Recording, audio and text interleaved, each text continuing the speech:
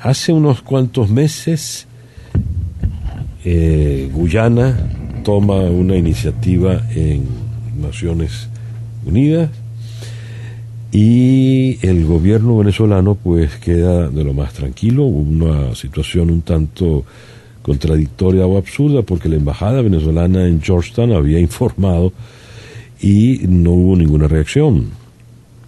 De hecho, se minimizó el problema y parecía que les había tomado por sorpresa a la Cancillería. Recuerdo que el canciller Maduro tardó mucho en reaccionar.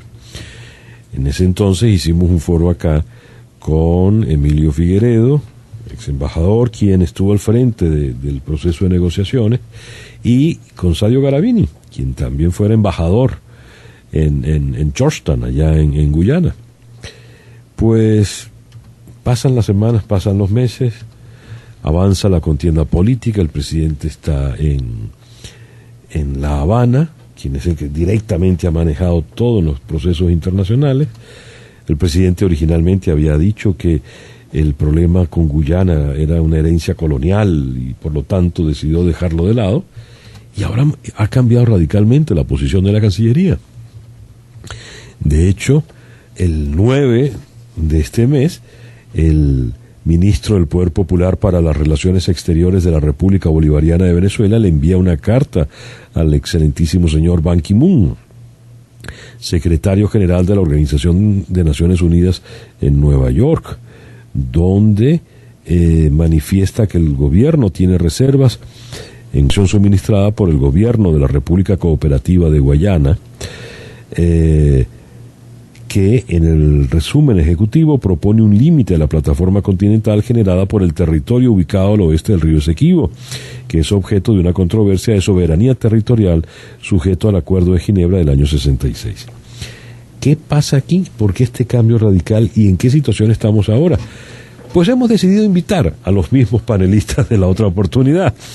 Entonces le damos la bienvenida al doctor Emilio Figueredo, quien fue embajador ante Naciones Unidas y el facilitador en todo el proceso de negociación con Guyana. Emilio, bienvenido en esta mañana. Bueno, buenos días, César Miguel, buenos días a tu audiencia. Muchas gracias por llamarnos a volver a conversar sobre este tema, en el cual podemos destacar que afortunadamente la opinión pública cuenta en este país, y que hay que reconocer que tanto la radio, la televisión y los periódicos mantuvieron insistentemente un reclamo para que Venezuela contestara por la vía diplomática.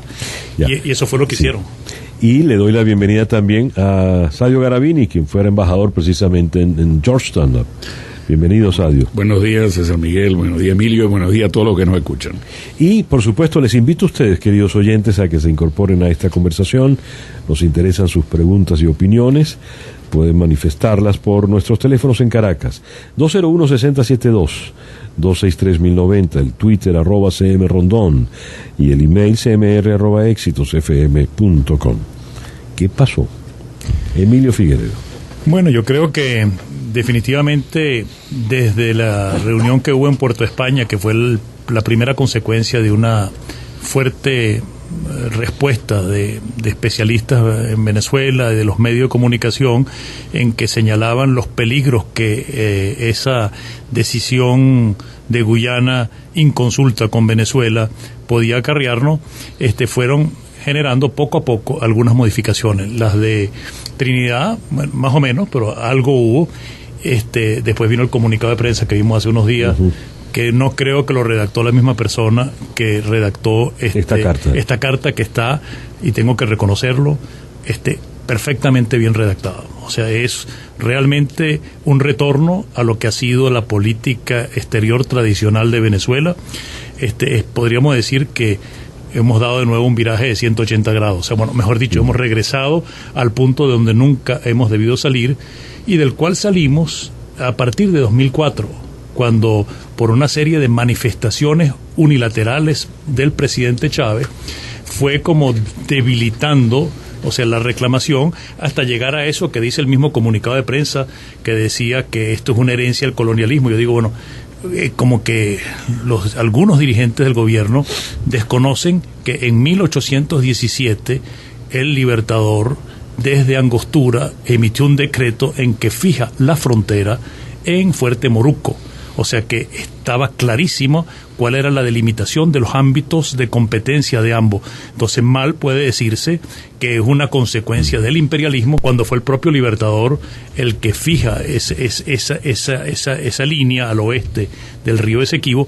Yo creo que desgraciadamente silenciado muchas veces porque en Venezuela somos maximalistas y por ejemplo como todos pretendían que fuera el río Esequibo la frontera, cuando Alejo Fortique fue enviado a Londres a negociar con Lord Aberdeen ese acuerdo, el que lo desechó fue el gobierno. Lo mismo pasó en La Guajira. Es decir, nosotros hemos sido más papistas que el Papa. Por eso que es importante decir que lo que ha hecho el gobierno, que dice más vale tarde que nunca, han rectificado la posición y han emplazado a Guyana a estar en el marco del Acuerdo de Ginebra, tener que resolver este problema, no como dice Guyana, que no hay ningún problema que resolver porque esto es simplemente determinar la validez o invalidez del laudo, sino que hay que llegar a un arreglo práctico, como dice el Acuerdo de Ginebra. A mi juicio, tenemos que felicitarnos todos porque Venezuela ha vuelto a alcanzar un nivel de sindéresis necesaria para defender la soberanía territorial, que incluso en el texto de este comunicado de prensa hace una cosa que es muy importante: controversia de soberanía territorial sujeto al Acuerdo de Ginebra. O sea que aquí el gobierno declara claramente que aquí sí hay un problema de soberanía, hay un problema que hay que resolver, hay un problema que hay que determinar y proceder después a todos los mecanismos que contempla el derecho internacional. Hablaba el embajador Emilio Figueredo. Muy bien. El gobierno ha rectificado, la Cancillería, inclusive ya Emilio le ha felicitado. Recuerdo la primera observación tuya salió en una cita en el Nacional, te quejabas del mal castellano, de la mala redacción, que no es lo que ocurre ahora. Ahora este es un documento en el canon pues diplomático propiamente. ¿En qué situación estamos entonces ahora a partir de este viraje? Pregunta que le formulo al embajador Sadio Garavini. Bueno, yo estando de acuerdo, plenamente de acuerdo con mi amigo Emilio, efectivamente ahora el discurso es, yo diría, en relación a la respuesta que dio Guyana. Guyana desconoce en su respuesta se podría decir, exagerando un poco, desconoce la existencia misma del Acuerdo de Ginebra, porque al decir que no hay reclamación, no hay disputa en la zona en discusión, en la zona que tiene que ver con su solicitud, y eso lo dice hoy en el comunicado de la Cancillería guyanesa, diciendo a la ONU, mire, aquí no hay ninguna disputa territorial, y por eso yo dije, Guyana dijo textualmente que no había ninguna disputa en el área en cuestión. Bueno, ese punto es grave. Y por eso yo creo que deberíamos, además de esta nota, que está muy bien redactada, a las Naciones Unidas, yo creo que debería haber una nota a Guyana ratificando nuestros derechos tanto en el Esequibo como en su proyección atlántica y muy importante recordar, porque la tesis de Guyana de que el Acuerdo de Ginebra tiene que ver solamente con la validez o invalidez del laudo, hay que repetirle a Guyana y al mundo que si eso fuera cierto, el Acuerdo de Ginebra no debería haber existido, porque si el tema era la sentencia de una sentencia de un juzgado, la sentencia del laudo, para que nuestros que nos escuchan entiendan, el laudo es una sentencia. Una sentencia de un juzgado no la define su validez o invalidez dos partes paritarias, una dice blanco y la otra dice negro. O sea, si el tema era la validez o invalidez, el Acuerdo de Ginebra no debería haber nunca sido firmado. Deberíamos haber ido a la Corte Internacional de Justicia, por si acaso, ¿no? Entonces, y eso no lo digo yo, lo dice Cheddi Jagan, el fundador del partido actual de gobierno y uno de los dos padres de la patria de Guyana. Cheddi Jagan, en su libro The Western Trial, dice claramente, criticando al gobierno de Burnham de la época que firmó el Acuerdo de Ginebra, criticándole, dice: ¿por qué firmaste el Acuerdo de Ginebra? Si el tema era la validez o la invalidez del laudo, deberíamos haber ido a la Corte Internacional de Justicia. No había ninguna razón de firmar un acuerdo donde dice que hay que buscar soluciones satisfactorias para el arreglo práctico de la controversia. Repito, eso lo dice Cheddi Yegan y lo dice también el partido el partido de la WPA, que es un partido de oposición guyanesa que todavía existe, que ha sido todavía más amplio en su crítica al Acuerdo de Ginebra, diciéndole a Guyana: usted, o sea, su gobierno, no deberían haber firmado el Acuerdo de Ginebra, porque el Acuerdo de Ginebra reabre el caso y pone de lado el laudo arbitral. Eso lo dicen los guyaneses, no nosotros. Y lo decimos obviamente también nosotros. Pero eso es muy importante porque Guyana está tratando ahora de desconocer el Acuerdo de Ginebra. Dice: no hay ninguna disputa en el área. Y ahí es donde tenemos que, creo yo, el próximo paso debería ser dirigirnos directamente a Guyana, aclarando ese punto, con copia a todos los vecinos, porque el problema no es solamente con Guyana. Recordemos que deberíamos hacer un reclamo ante Barbados, que en su proyección de plataforma continental y de zona marítima contigua, la zona marítima contigua, hay una solapa con nuestros derechos. Entonces deberíamos reclamar y aclarar eso ante Guyana y ante el mundo. Hablaba el embajador Sadio Garavini. A ver, políticamente hablando, mucho se dijo que, aparte del problema ideológico y de haber dicho originalmente por el presidente que eso era una herencia colonial, también estaba en juego pues los intereses de la comunidad angloparlante del Caribe, que son muchas islitas y son muchos votos a la hora de decisiones importantes, tanto en el marco continental como en el marco general de Naciones Unidas. Ahora, ¿cómo queda esta situación después de este viraje de 180 grados? Emilio Figueredo. Ya lo podemos ver por la declaración que hizo la canciller de Guyana, Rodríguez, y al conocer el texto que dice que eso va a traer problemas con Trinidad y con Barbados. Yo creo que, desgraciadamente, sin darnos cuenta, quizás por falta de experiencia diplomática y por falta de conocimiento cómo se manejan las relaciones con los países del Caribe, el presidente, por razones presuntamente ideológicas, hizo un viraje en el año 2004, porque hacia el 2000, en el 2000 mismo, él se negó a una concesión que habían dado para una instalación de lanzamiento de satélite, ¿no? Yo creo que después de lo que ocurrió antes del 2004, me imagino que consideró que era absolutamente fundamental complacer en la medida de todo lo posible a los, ¿cuántos son? 13, 14... 14 ahora. Los 14 votos que representan en la OEA los países del CARICOM, para evitar eventualmente que se pudiera solicitar en un momento dado la aplicación de la Carta Democrática. Ahora, esta situación es muy curiosa, César Miguel, porque en el caso de las Malvinas, por ejemplo, los países del CARICOM no apoyan a Argentina. Simplemente mantienen su posición, y inclusive con Venezuela, cuando ha habido, inclusive los que forman parte del ALBA, cuando ha habido resoluciones como la que fue la reunión en Puerto España que asistió Obama, ¿te acuerdas? A pesar de que se habían comprometido en Cumaná a votar con el ALBA, a la hora de la verdad votaron con el CARICOM. Entonces yo creo lo mismo en el caso de Siria. Y en el caso de Siria, o sea, votaron distinto. Ellos tienen, inclusive, es más, cuando le ofrecieron que le iban a hacer un mecanismo de defensa, dijeron: no, nosotros no hace falta, no tenemos acuerdo con Canadá y con Inglaterra.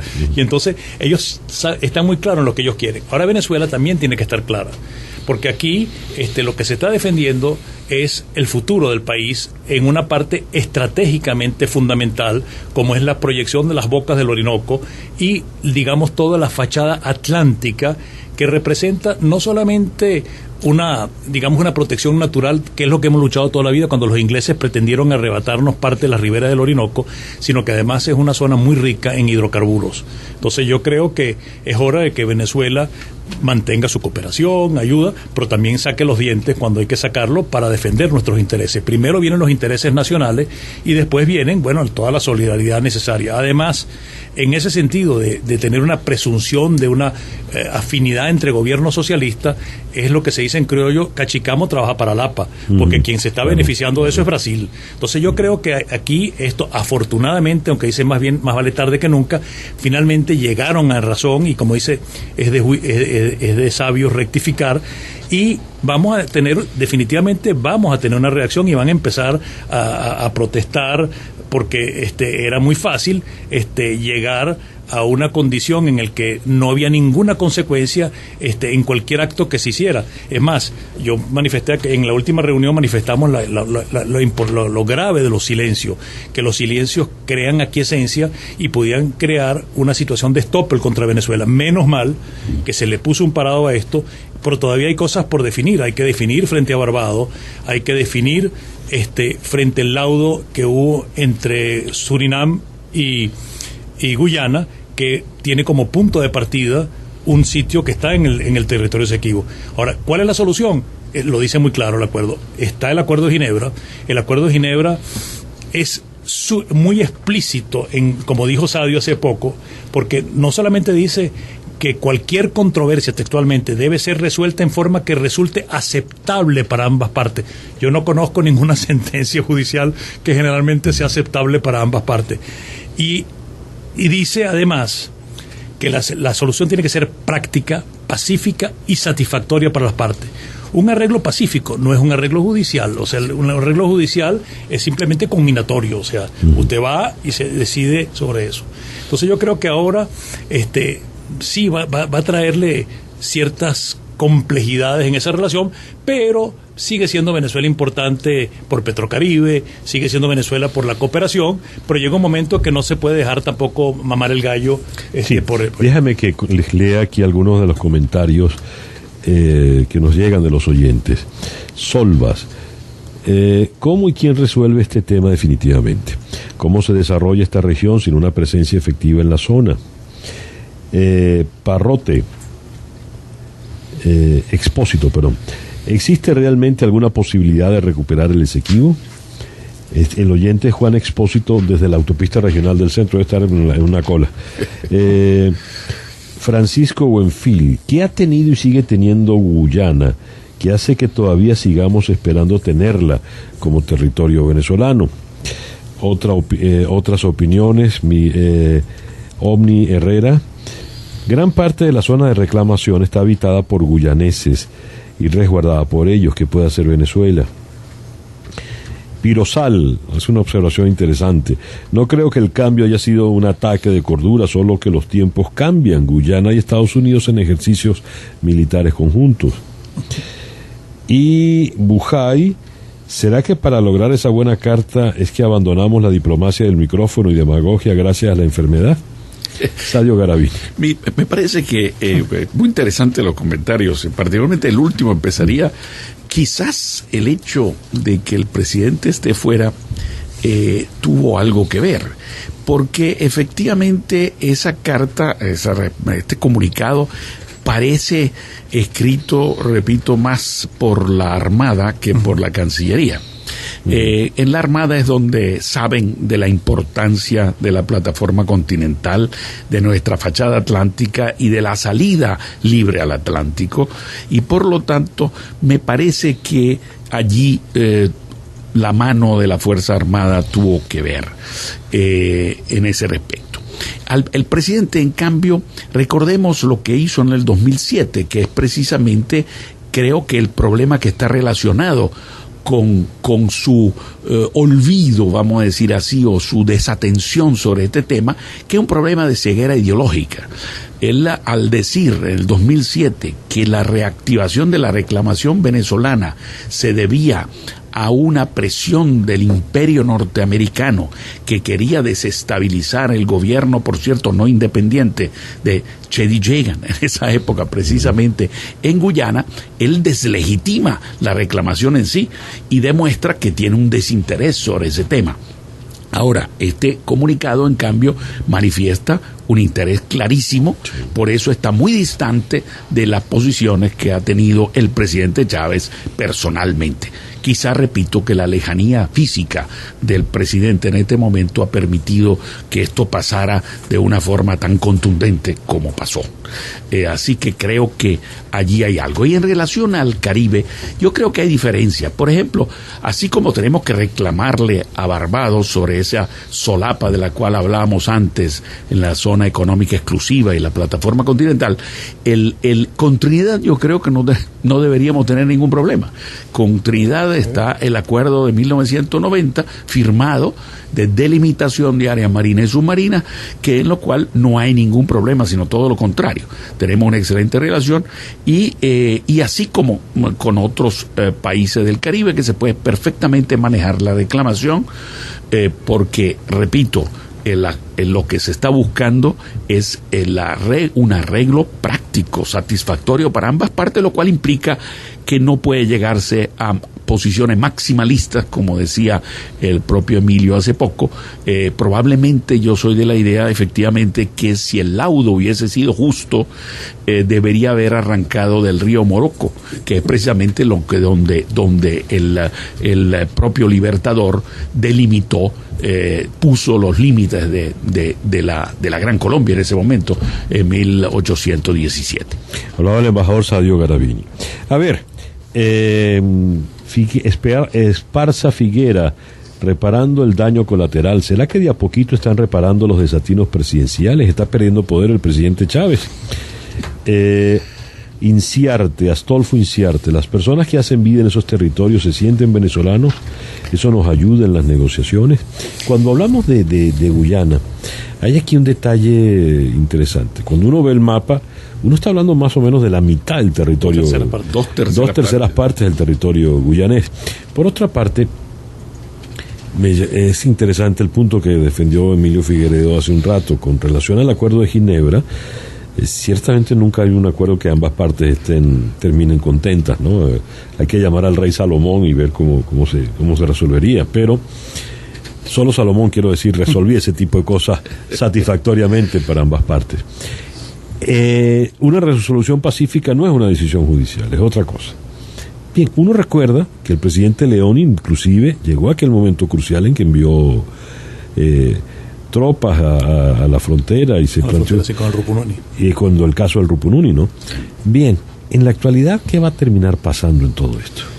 Bueno, yo creo que la sensatez va a tener que prevalecer y hay que diferenciar muy claramente, por lo menos en lo que concierne a la opinión pública nacional, que hay dos problemas distintos en esta materia. Por un lado, hay un arreglo práctico que tiene que hacerse a la reclamación propiamente territorial, que puede tener muchas facetas, y hay otro aspecto que es posiblemente el más importante para Venezuela, o el más viable en todo caso, que es despejar lo máximo posible las bocas del Orinoco. Es decir, hay una solución en el mar y hay una solución en tierra.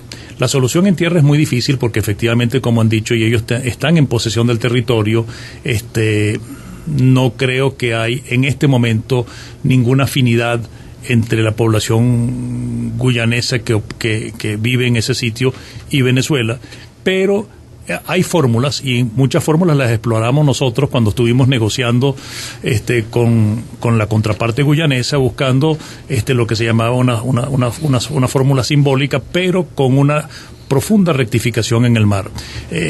Cada cosa tiene que ser ponderada, y tiene que ser ponderada hacia dónde va una solución que le convenga a Venezuela y al mismo tiempo no humille a Guyana, claro. Porque aquí no puede haber vencidos y vencedores, sino que tiene que haber un acuerdo que sea mutuamente conveniente, lo que los americanos llaman un win-win solution, porque definitivamente ya con esta nueva línea que tal vez la línea no, con el regreso a la línea oficial de Venezuela tradicional, se endurecen las condiciones de negociación hasta que, y lo señala muy claramente, que a través del mecanismo de los buenos oficios.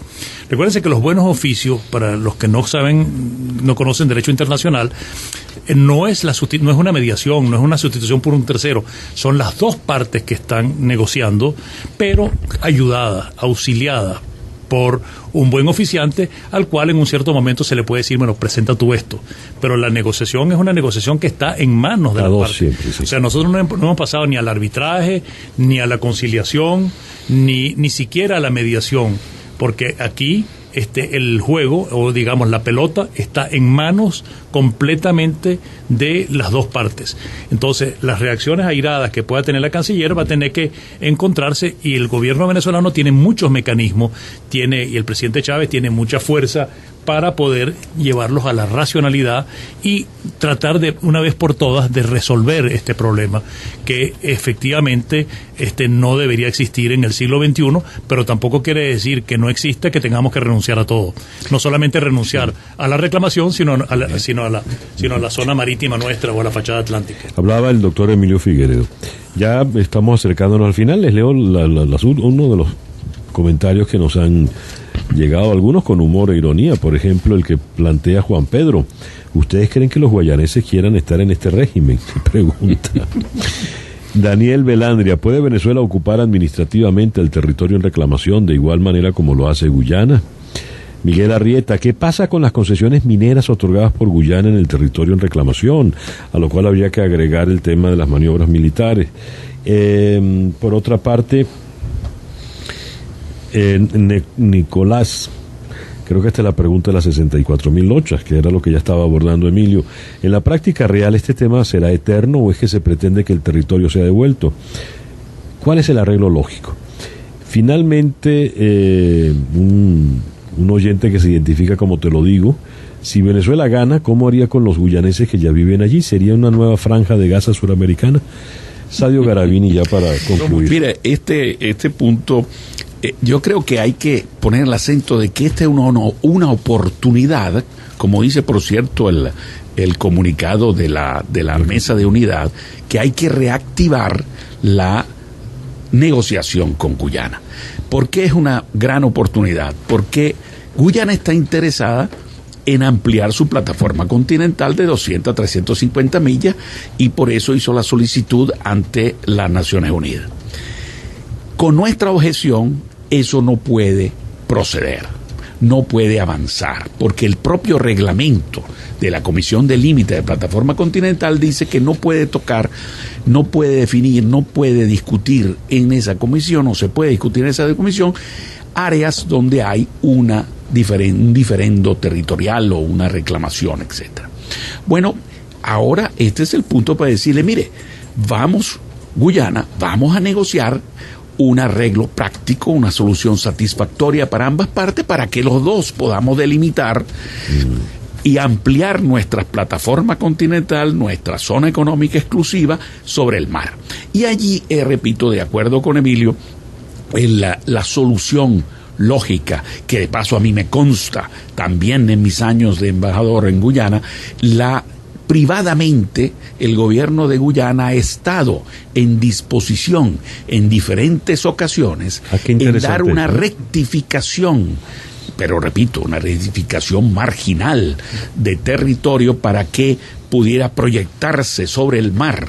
Recordemos que si uno ve el mapa, los británicos querían tener un ojo, un pie en el Orinoco, y hay una línea rara, si uno ve el mapa de Guyana actual, que es una especie de castillete. No sé si la línea de castillete recuerda un poco eso, una línea sobre la costa que da precisamente sobre el primer caño del Orinoco, y que creo que se llama Punta Playa, el punto definitivo. Y entonces esa parte era porque los británicos querían tener ese pie en la boca del Orinoco. Yo creo que en esa área habría posibilidad de una rectificación que nos daría a nosotros frente, una proyección sobre el mar y sobre los recursos, como decía, muy importantes en materia de hidrocarburos que hay en la plataforma continental de esa fachada atlántica. Ahí es donde podríamos, cuando discutan sobre el tema de la población, les voy a decir que esa área, por cierto, no es que está muy poblada, esa es pues zonas de selva, donde uno, digamos, se podría encontrar una solución, no hay problema realmente de población. Muchísimas gracias pues al ex embajador de Venezuela en Guyana, Sadio Garavini. Muchísimas gracias, Alex.